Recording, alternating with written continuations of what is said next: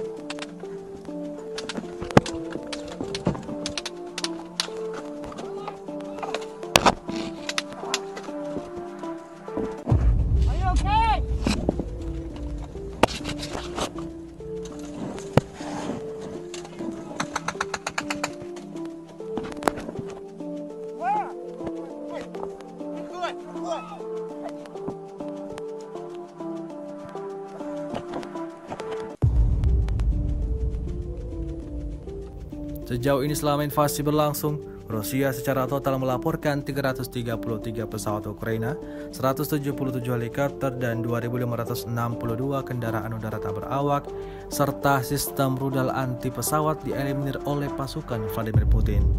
Dari kubu Kiev, Kementerian Pertahanan Ukraina melaporkan 430 tentara Rusia dieliminir dalam 24 jam terakhir. Total 86.150 prajurit Federasi Rusia meninggal sejak awal konflik hingga hari ke-276.